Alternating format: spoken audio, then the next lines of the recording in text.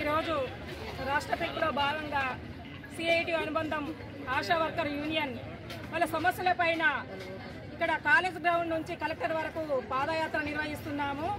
ఈ అసెంబ్లీ సమావేశాల్లో ఆశాల సమస్యలు పరిష్కరించాలని, ఫిక్స్డ్ వేతనం 18,000 ఇవ్వాలి, PFPSI ఉద్యోగ భద్రత కల్పించాలనేసి రాష్ట్ర వ్యాప్తంగా ఈ కార్యక్రమం నిర్వహిస్తున్నాము. రేపు కూడా ఎంపీలను కలిసి వినతి పత్రాలు ఇచ్చే ప్రోగ్రాము చేస్తున్నాము. నా పేరు సులోచన, నేను సిఐటియు ఆశా యూనియన్ గౌరవ అధ్యక్షురాలు.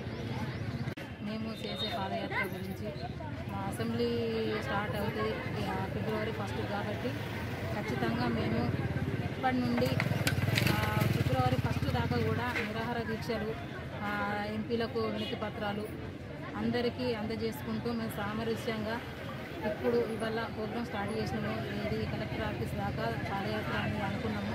ఇది ఇవాళ సక్సెస్ చేసి నెక్స్ట్ ఎంపీలకు వినతి పత్రాలు ఇచ్చి ఫిబ్రవరి 1 నుంచి వెళ్ళి నిరాహార దీక్షలు చేపడతామని మేము ప్రభుత్వానికి హెచ్చరిస్తున్నాము. ఇంతలోపే దిగచ్చి మాకు ప్రభుత్వము ఫస్ట్ ఇచ్చిన హామీలను మాకు వెంటనే అమలు చేయాలని కోరుకుంటూ మేము ఈ పాదయాత్రను స్టార్ట్ చేస్తున్నాము.